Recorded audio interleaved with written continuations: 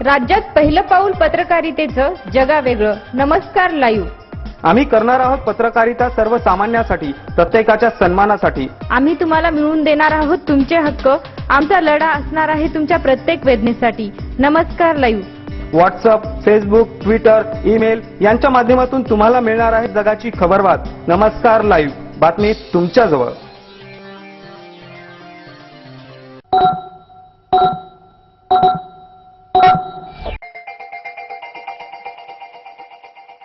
Good evening. मी सुदेशना धुतमल. आपण ऐकत आहात नमस्कार लाईव्हचं सायंकाळचं बातमीपत्र. सुरुवातीला हेडलाईन्स.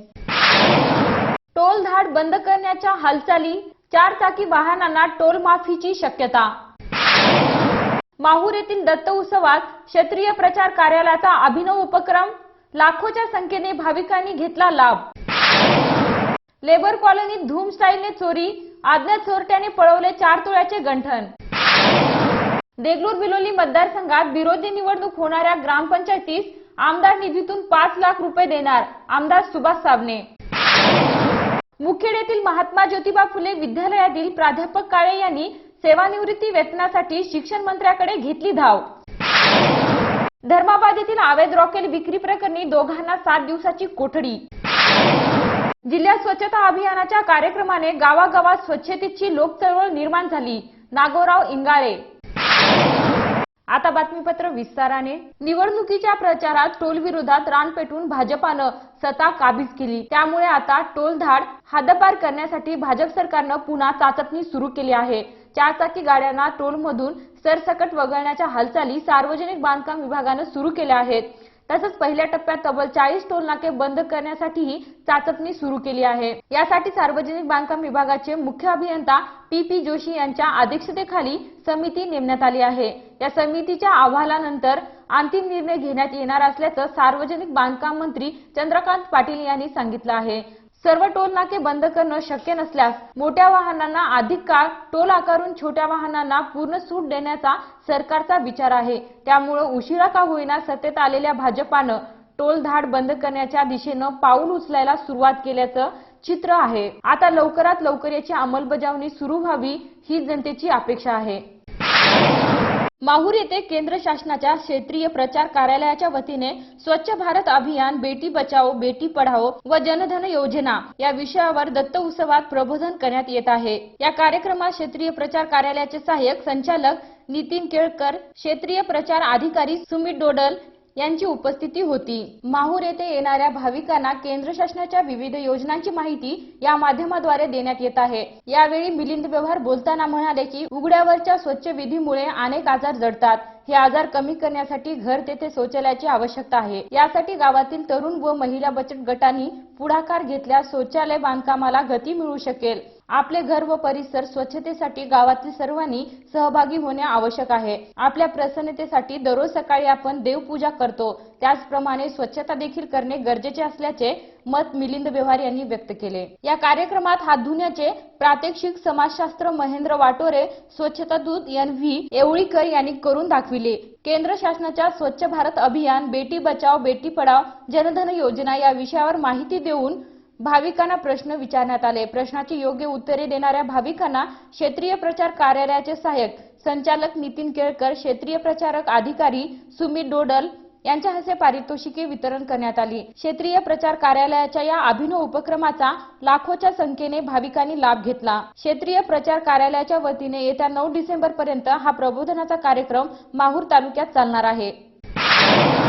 शहरातील लेबर कॉलनी येथे राहणारे रितेश व्यवहारे हे आपल्या घरासमोर कार पार्क करीत असता रितेश व्यवहारे यांची आई कारमधून उतरून घरात परत जात असता 2 इसमाने धूम स्टाईलने आपल्या गाडीवर येऊन रितेशच्या आईच्या गळ्यातील 4 तोळ्याचे गंठण अंदाजे 60,000 किमतीचे हिसका मारून चोरटे मोटरसायकलने ITI मार्गे पळून गेले.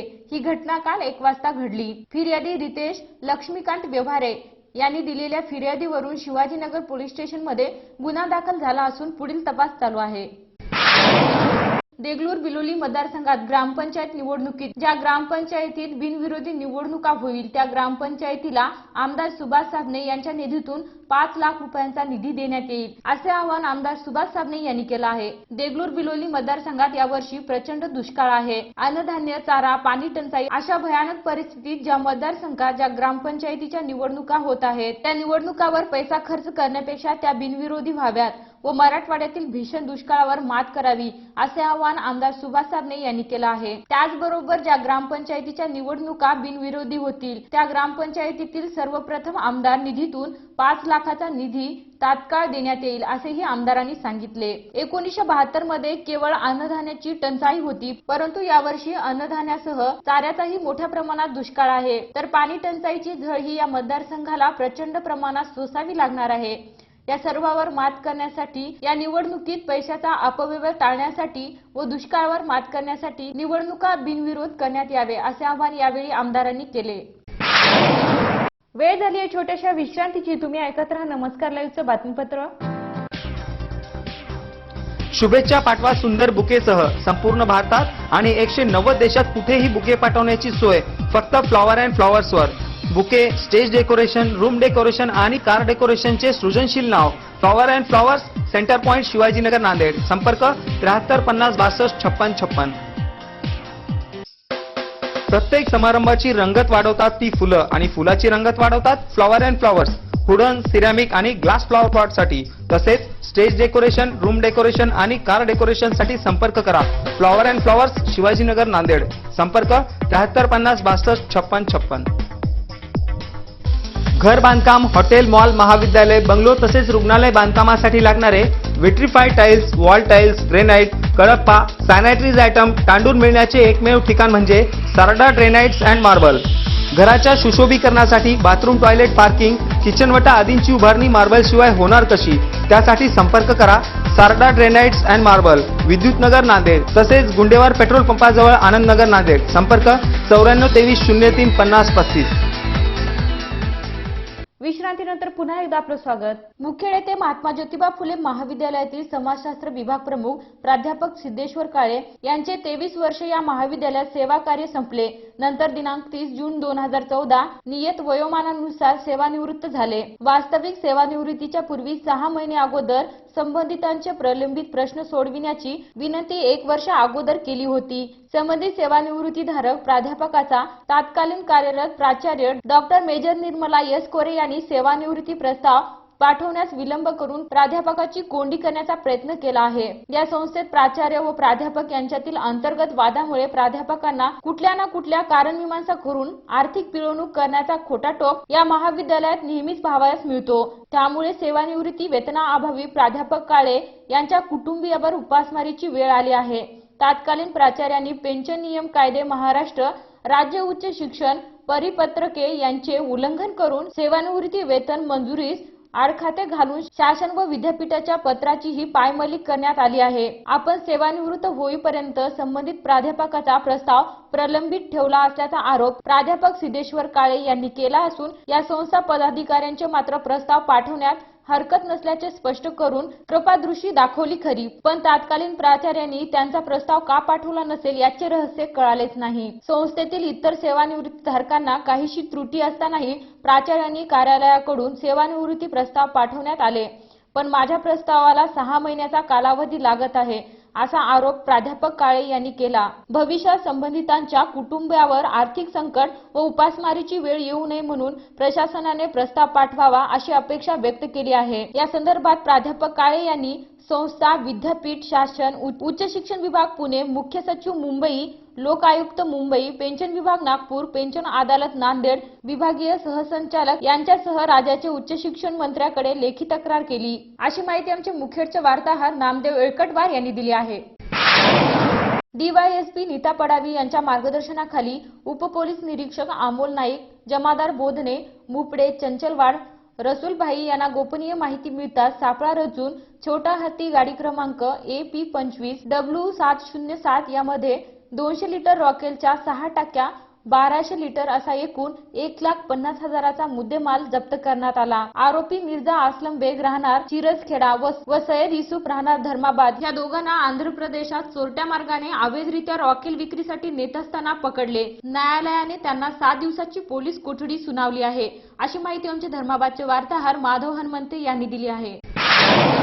ग्रामीण भागातील नागरिकांचे आरोग्यमान उंचवण्यासाठी केंद्र व राज्य शासनाच्या वतीने गाव स्तरावर स्वच्छ भारत मिशन अंतर्गत स्वच्छतेचे महत्त्व ग्रामस्थांना पटवून देण्यात येत आहे। या अभियानात जिल्हा परिषदेचे पदाधिकारी व अधिकारी यांनी पुढाकार घेतल्यामुळे शौचालय बांधकामांना गती मिळत आहे। स्वच्छ भारत अभियानात लाभार्थ्यांना 12,000 रुपये अनुदान देण्यात येत आहे। या 2 शोष खड्डे, उताराचे भांडे, पाण्याची व्यवस्था असे बंधनकारक आहे। त्यामुळे गावातील दुर्गंधी दूर होऊन आरोग्य संपन्न वातावरण निर्माण होण्यास मदत होणार आहे। अर्धापूर तालुक्यातील मालेगाव सर्कल निर्मल करण्यासाठी आपण पुढाकार घेतला असून लोकांचाही यात चांगला सहभाग मिळतोय। शौचालय बांधकामासाठी लोकांना प्रोत्साहित करता येत असून नागरिकही शौचालयासह बाथरूमही बांधत आहेत। गरीब मजूर लोकांनाही याचे महत्त्व पटले असून आपल्या कुटुंबासाठी व गाव निर्मल राहण्यासाठी शौचालय बांधण्याचा निर्धार अनेक जिल्ह्यातील ग्रामीण भागातील नागरिकांनी केला आहे। मालेगाव सर्कल मधील गावामध्ये शौचालय बांधकामाचे नियोजन करण्यात आले। येत्या डिसेंबर अखेर अनेक गावे हागणदारी मुक्त होतील अशी माहिती जिल्हा परिषद सदस्य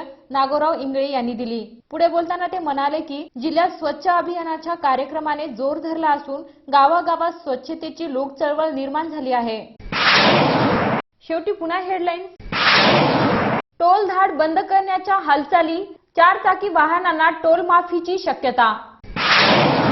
माहूर येथील दत्त उत्सवात क्षत्रिय प्रचार कार्यालयाचा अभिनव उपक्रम, लाखोच्या संख्येने भाविकांनी घेतला लाभ। लेबर कॉलनीत धूम स्टाईलने चोरी, अज्ञात चोरट्याने पळवले 4 तोळ्याचे गंठण। देगलूर बिलोली मतदारसंघात विरोधी निवडणूक होणाऱ्या ग्रामपंचायतीस आमदार निधीतून 5 लाख रुपये देणार आमदार सुभाष साबणे। मुखेड येथील महात्मा ज्योतिबा फुले विद्यालयातील प्राध्यापक काळे यांनी सेवानिवृत्ती वेतनासाठी शिक्षण मंत्र्याकडे घेतली धाव। धर्माबाद येथील अवैध रॉकेल विक्री प्रकरणी दोघांना 7 दिवसाची कोठडी। जिल्ह्यात स्वच्छता अभियानाच्या कार्यक्रमाने गावागावात स्वच्छतेची लोक चळवळ निर्माण झाली, नागोराव इंगाळे। आणि याचबरोबर नमस्कार लाईव्हचे हे बातमीपत्र संपलं। पुन्हा भेटूया सकाळच्या बातमीपत्रात, तोपर्यंत नमस्कार। जग आता जवळ आले। जवळ म्हणजे किती? अगदी तुमच्या मुठ्ठीमध्ये। तुम्हाला माहित नसतं की तुमच्या आजूबाजूला घडते काय, पण मी सुदेशना धुतमल सांगणार आहे तुम्हाला आजूबाजूच्या ताज्या घडामोडी। आमची पत्रकारिता असणार आहे समाजातील भोंदूगिरी पोखरून काढणारी। मी भुजंग चव्हाण तुम्हाला सांगणार आहे विकसित डोळसपणा समाजातल्या शेवटच्या टोकापर्यंतचा। नमस्कार लाईव्ह बातमी